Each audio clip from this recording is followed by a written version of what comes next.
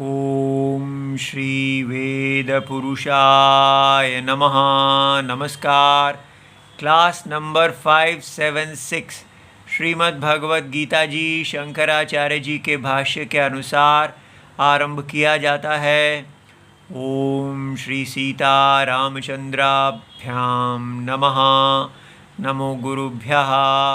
ओम अथ काल देवता श्री विक्रमी संवत् 2082 श्रावण शुक्ल पक्षः अष्टमी शनिवारः विशाखा नक्षत्रम् उत्तरायणं वर्ष ऋतुः। ओम तत्सत्। श्री शंकराचार्याय गुरवे नमः। यं सन्न्यासमिति प्राहुर्योगं तं विद्धि पांडव। न ह्यसन्न्यस्तसंकल्पो योगी भवति कश्चन। अध्याय नंबर 6 और श्लोक नंबर 2। पुस्तक है Gita press Gorakhpur, book number 10, Shankaracharya ji के भाष्य वाली पुस्तक। अच्छा जी, तो अब हम दूसरे श्लोक पे आए हैं और जो बात भगवान ने पिछले श्लोक में कही है उसी को वो आगे बढ़ा रहे हैं।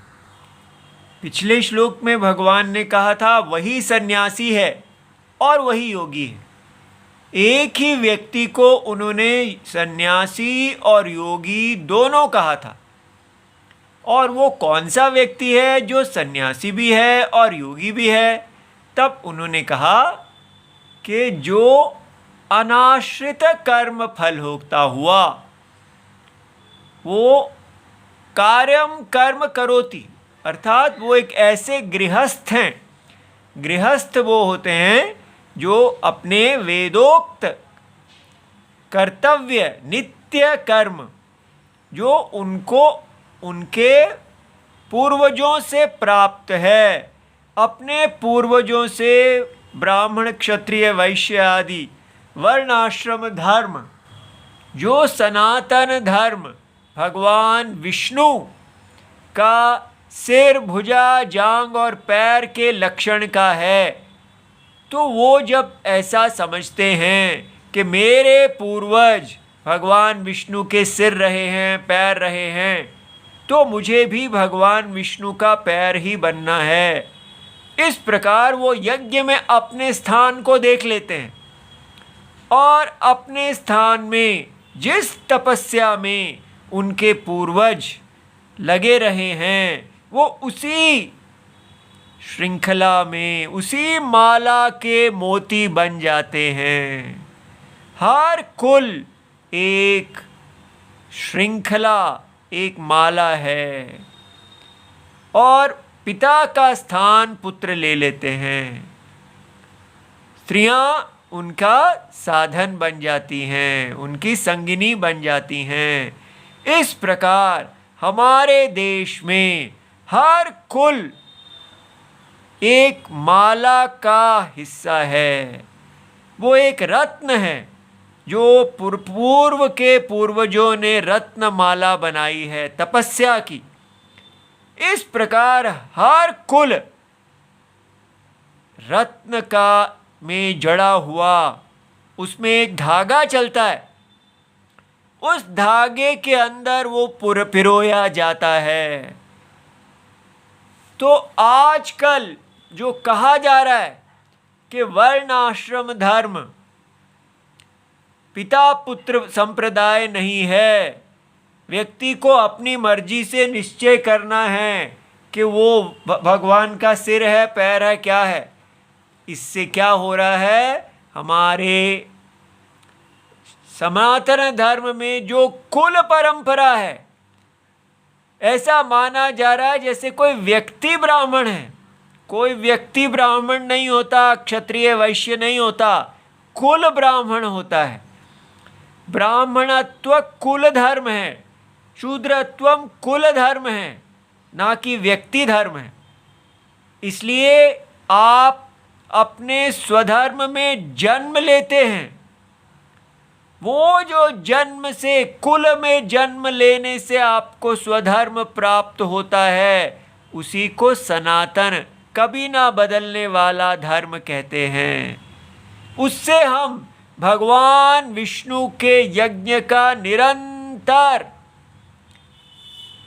संरक्षण करते रहते हैं।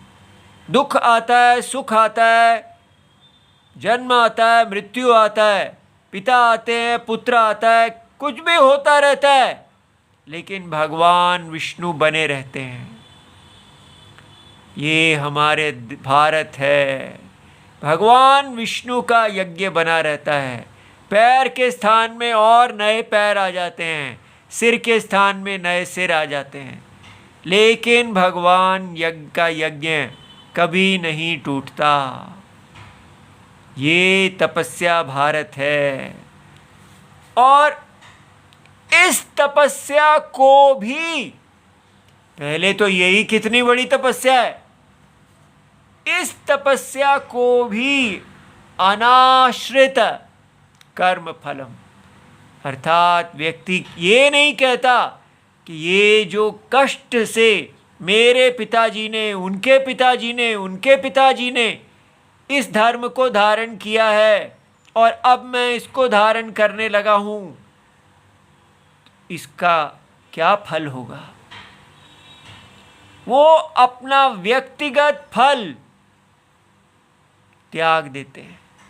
ये यज्ञ जो है आपको उच्च गति प्रदान कर सकता है, लेकिन वो वैराग्य, वो उच्च गति की इच्छा को त्याग देते हैं, और फिर पूरा ये व्यक्ति के अंदर जितनी इच्छाएं हैं, वो सारी व्यक्तिगत इच्छाओं को छोड़ देते हैं।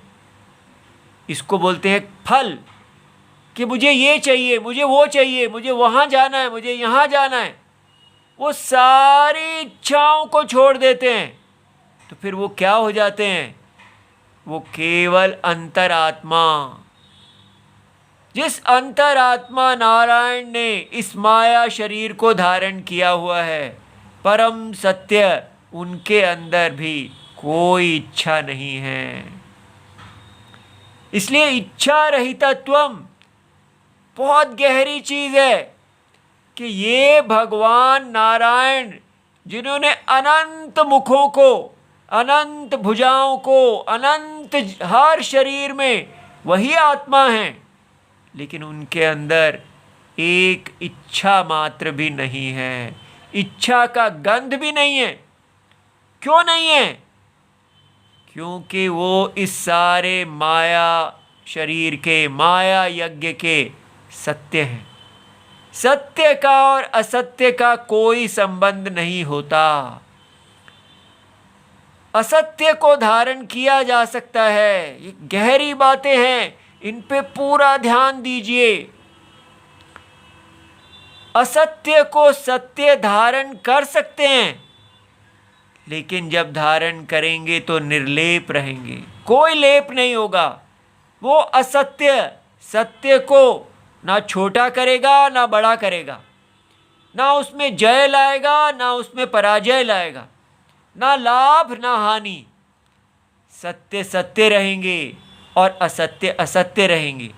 फिर भी सत्य उस असत्य शरीर को धारण किए रहते हैं।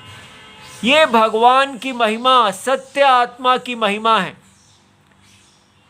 इसी प्रकार ये व्यक्ति, ये गृहस्थ अपने पिताजी से तपस्या को धारण किए हुए, वो भी भगवान नारायण के समान पूरी तरह निष्काम हो जाते हैं। वो ऐसे इसको धारण करते हैं जैसे सत्य असत्य को धारण करता है, जैसे स्वप्न की आत्मा स्वप्न को धारण करते हैं। स्वप्न में अपना कार्य करते हुए भी वो स्वप्न की क्रियाओं से सदा निर्लिप्त रहते हैं। ऐसा कितनी बड़ी चीज़ है ये। ऐसे अनाश्रित कर्म फल, जिसका कर्म के फल पर आश्रय डिपेंडेंस समाप्त हो गई है। वो कितने बड़े लोग हैं। कर्म फल आपको हमेशा डराता रहेगा। तो जहां इच्छा है वहां भय है, वहां ब्लैकमेलिंग है, वहां क्रोध है, वहां कितना व्यक्ति घबराता है।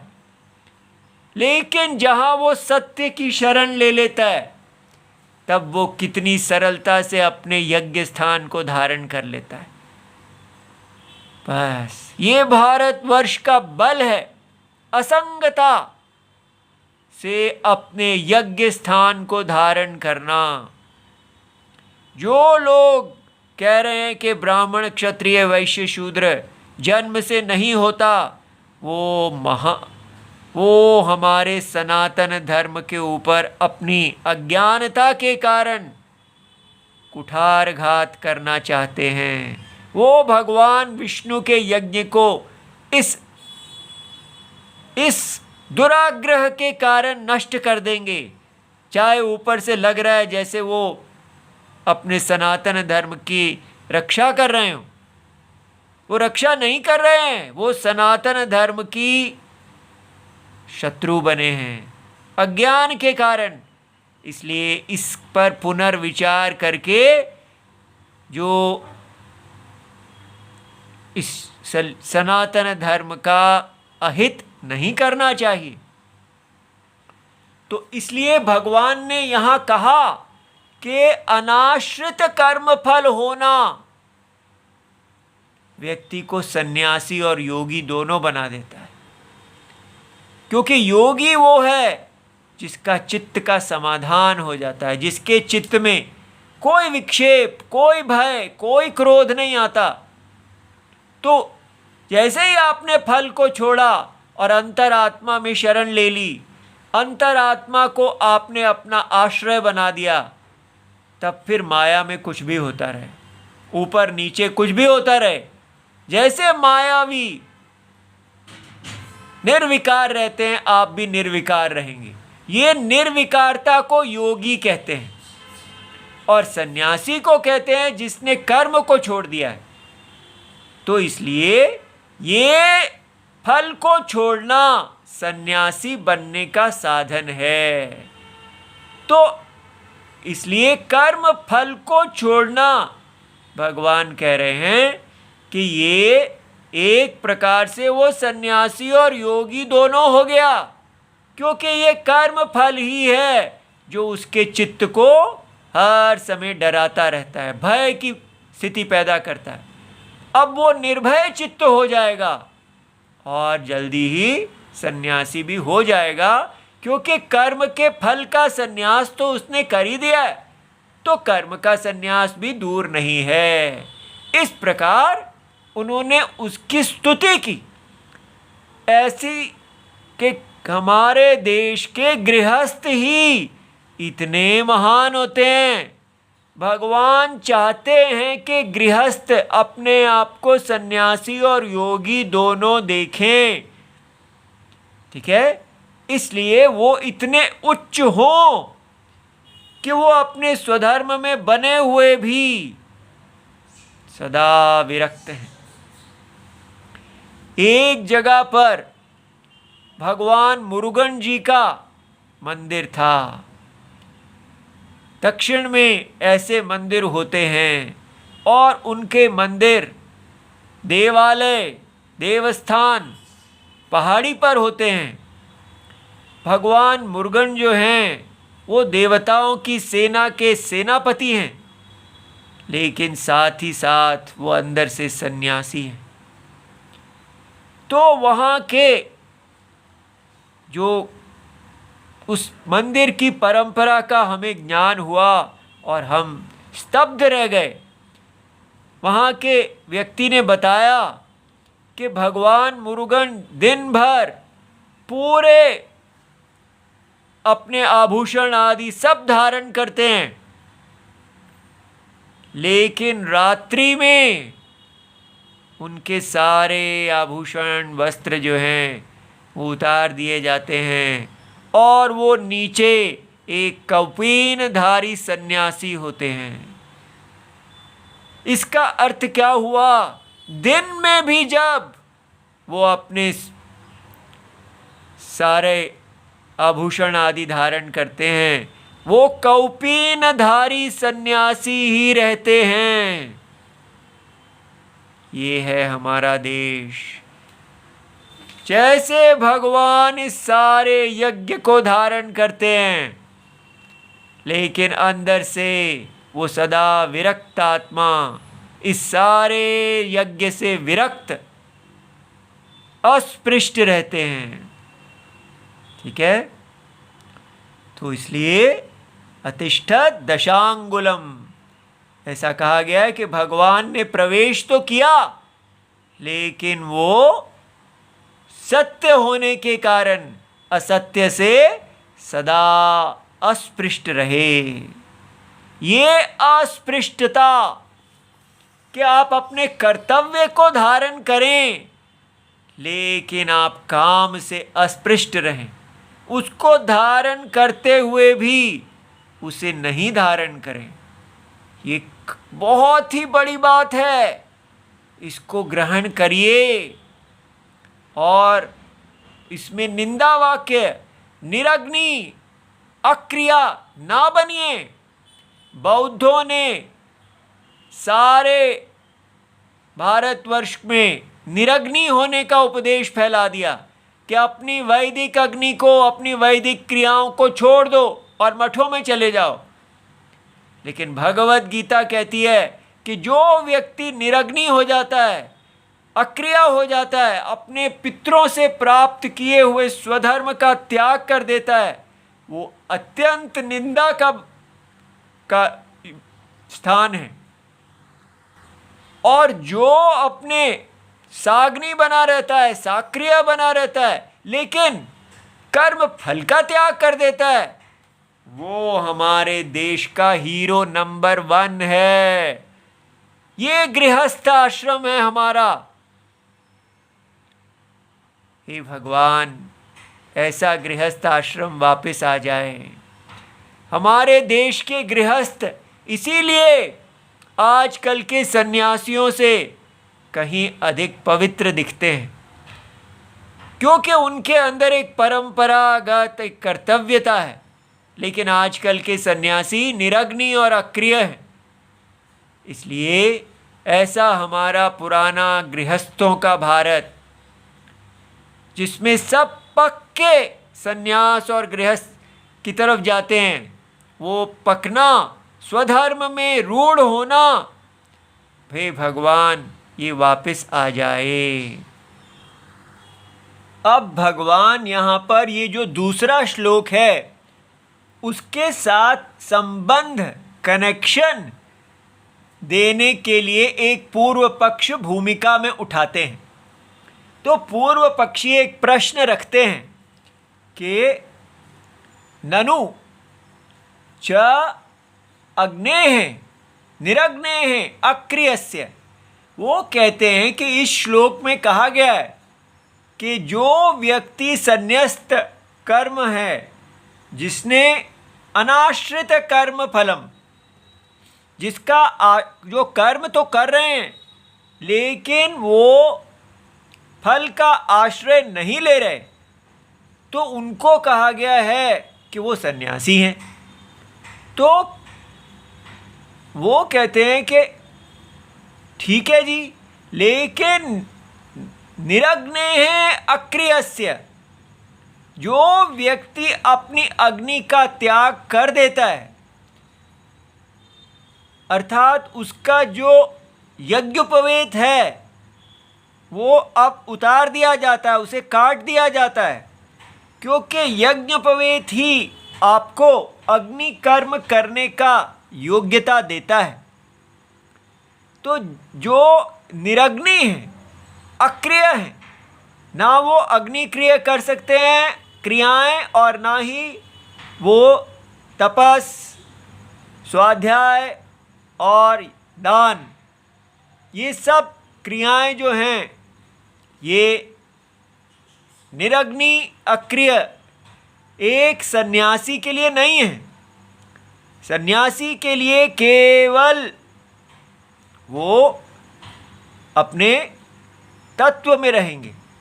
तो जो स्वाध्याय आदि वो सब करते हैं वो वैदिक नहीं है, वो वैदिक क्रिया नहीं है। याद रहे, वैदिक कर्म होता है जो आप अनुष्ठान कर रहे हैं उसको कर्म कहते हैं, आप अपने कर्तव्य से बद्ध हैं। लेकिन सन्यासी आप अपने आप को अकर्ता देखते हैं, तो वो जो कुछ भी अगर क्रिया करते भी हैं तो वो कर्ता भाव से, कर्तव्य भाव से नहीं दे करते, वो अकर्ता हो चुके हैं। ठीक है, इसलिए वो तो कहा जा रहा है कि ऐसे सन्यासी जो अग्नि का त्याग करते हैं, जो चतुर्थ आश्रम लक्षण हैं, ये क्वेश्चन रेज किया जा रहा है, प्रश्न, कि चतुर्थ आश्रम में निरग्नि और अक्रिय एवं श्रुति स्मृति, श्रुति माने वो वेद की परंपरा जो गुरु और शिष्य की कर्ण परंपरा, श्रुति माने जो सुनी जाती है। ठीक है, तो श्रवण, तो श्रुति, गुरुजी वेद को बोलते हैं और शिष्य उसको ग्रहण करते हैं। तो इसलिए वेद आदिकाल से गुरु शिष्य, गुरु मुखा से सुना कहा जाता है और शिष्य के कान से सुना जाता है। इस प्रकार श्रुति से वो नीचे आता है, इसलिए उस ग्रंथ को भी श्रुति कह दिया गया। तो श्रुतियों में स्मृति, वो ग्रंथ जो वेद पर आश्रित हैं और जिनको आप्त पुरुषों ने लिखा है। आप्त पुरुष वो होते हैं जो इतने शुद्ध होते हैं, जैसे मनु भगवान, जैसे याज्ञवल्क्य जी, जैसे गौतम जी, जैसे आपस्तंभ जी, जिन्होंने गृह सूत्र आदि ये सब, धर्म सूत्र, जैमिनी, ठीक है, वेद व्यास जी, ये सब जो हैं ये स्मृतिकार हैं। ये वेद को जान के उसके अर्थ को प्रकाशित करने के लिए जो ग्रंथ रचते हैं उनको स्मृति ग्रंथ कहते हैं। तो श्रुति स्मृति योग शास्त्रेषु, और जो ग्रंथ साधन बताते हैं जिससे आप शुद्ध हों, ठीक है, उन साधनों को बताने वाले योग शास्त्र, इन सब में सन्यासित्वम और योगित्वम च प्रसिद्धम, इन सब में बताया गया है कि चतुर्थ आश्रम रूप सन्यासित्वम क्या है और योगित्वम जो है कि आप कर्म कर रहे हैं, फल का संन्यास कर रहे हैं। ये बड़ी अच्छी तरह इनको कहा गया है। कथम इह साग्नेह, और यहाँ पर भगवत गीता में भगवान कह रहे हैं कि जो व्यक्ति अभी अग्नि का त्याग नहीं किया है, जो अभी गृहस्थ में है, गृहस्थ आश्रम में है, इसलिए साग्नि है, सक्रिय है, वो कर्तव्य रूप से अपने, जैसे उनके कुल में होता आया है, वेद की आज्ञा के आधार पर वो अपने दानम, तपस्या, स्वाध्याय, इन नित्य कर्मों को, क्रिया को कर रहे हैं। तो ऐसा कैसे हो गया कि साग्नि को आपने कह दिया कि वही सन्यासी है? क्योंकि सन्यासी तो अक्रिय होता है। सन्यासी का मतलब श्रुतियों में बड़ी अच्छी तरह कहा है चतुर्थ आश्रमी, जो चौथे आश्रम में अपनी अग्नि को त्याग देता है वो सन्यासी होता है। और योगी वो होता है जिसका चित्त अब पूरी तरह समाहित हो गया है, ठीक है, उसके चित्त में कोई विक्षेप नहीं है, वो सदा आत्मा में बना रहता है। तो योगी की भी परिभाषा ठीक है। लेकिन यहाँ भगवान ने कह दिया है कि जो व्यक्ति साग्नि है, बिल्कुल उल्टा कह दिया कि अग्नि अभी नहीं त्यागी है, गृहस्थ है तो सन्यासी है, और योगी अभी नहीं बनाया है तो भी योगी है। इस प्रकार सन्यासित्वम योगित्वम च अप्रसिद्धम उच्यते। ऐसा सन्यासित्वम और योगित्वम तो शास्त्र में नहीं कहा गया है। ठीक है, तो इसलिए भगवान वेद अर्थ, स्मृति अर्थ, योग शास्त्र अर्थ के विरुद्ध अप्रसिद्धम क्यों कह रहे हैं? ये बात समझ में आई? हम प्रसिद्ध का अर्थ पॉपुलर ले लेते हैं, प्रसिद्धम का मतलब जो शास्त्र में कहा गया है, और जो शास्त्र में नहीं कहा गया वो अप्रसिद्धम। ठीक है, तो ऐसा क्यों हो रहा है कि भगवान कृष्ण जी अर्जुन को अप्रसिद्ध शास्त्र विरुद्ध उपदेश कर रहे हैं? ठीक है, ऐसा पूर्व पक्ष खड़ा किया गया। इससे हमें कितना लाभ होगा, तो अब भगवान हमें समझाएंगे। भगवान शंकराचार्य जी कहते हैं, न एष दोषः, ऐसा दोष नहीं है कि भगवान कृष्ण जी वेद के विरुद्ध पढ़ा रहे हैं। तो फिर क्या उनका उद्देश्य है? उनका उद्देश्य है कयाचित गुणवृत्त्या उभयस्य संपिपादयिषितत्वात्। ठीक है, तो वो कहते हैं कि भगवान कहते हैं, चाह रहे हैं उभय के, एक गृहस्थ जो अपने फल को का आश्रय त्याग के कर्म कर रहे हैं, उनके अंदर किसी गुण वृत्ति के द्वारा, गुण वृत्ति होती है गौण, अर्थात मुख्य वृत्ति नहीं। जैसे हम कहें अरे ये व्यक्ति तो शेर है, तो आप कहेंगे इनकी पूंछ कहाँ है, इनकी चार टांगे कहाँ हैं, तो ये तो बड़ा हम कहेंगे भाई हम इनको शेर गुण वृत्ति से कह रहे हैं, क्योंकि जो असली शेर होता है उसमें पराक्रम होता है और वो राजा होते हैं, तो इनके अंदर भी पराक्रम शौर्य है। ठीक है, इसलिए गुण का साम्यत्वम है इन दो, असली मुख्य वृत्ति से जिसको शेर कहा गया और गौण गुण वृत्ति से जिसको शेर कहा गया। सबको पता है ये शेर नहीं है, लेकिन जब हम कहते हैं अरे भाई ये तो शेर हैं, तो हम उनके शेर वाले गुणों की स्तुति कर रहे हैं। ये बात समझ में आ गई? तो वो निरर्थक वाक्य नहीं होता। ये नहीं कहना कि आप झूठ बोल रहे हैं, हम कहते हैं वो असत्य वाक्य नहीं है, उसको गौण वृत्त्या वो सिद्ध है। ये बात समझ में आई? एक वाक्य है मुख्य वृत्ति, अगर आप कहते हैं नहीं ये वास्तव में ही शेर हैं तो गलत हो जाएगा, उनकी तो कोई पूंछ इत्यादि है ही नहीं। ठीक है, और वो दहाड़ते, वो इस प्रकार उनको कोई शेर है तो इनको पिंजरे में डालो, शेर के साथ रहेंगे, वो तो डर के भाग रहे हैं। फिर भी आप कहते हैं तो इनको शेर क्यों कहा?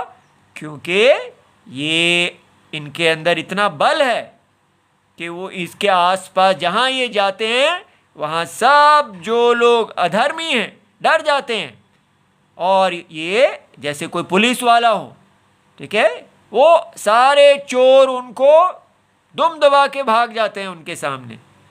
तो ऐसा जब हमने कहा दुम दबा के भागना, तो दुम तो थी ही नहीं, भागे कैसे? तो ये गौण वृत्ति से कहा। तो ये बात समझ में आई कि एक वाक्य मुख्य वृत्ति से जब कहा जाता है कि ये शेर हैं तो असली शेर को कह रहे हैं, लेकिन जो बड़ा बहादुर है उसको जब कहते हैं ये शेर है तो वो असत्य वाक्य नहीं होता, वो गुण वृत्ति से होता है। ये बात समझ में आ गई? तो भगवान यहाँ पर गुण वृत्ति से कि ऐसे जो गृहस्थ हैं उनके अंदर सन्यासी और योगी के गुण हैं, ऐसा वो चाहते हैं कि वो अपने आप को सन्यासी और योगी देखें ऐसे गृहस्थ, इसलिए उन्होंने ऐसा कहा है। तो तत्कथम, कैसे उन्होंने ऐसा कर दिया?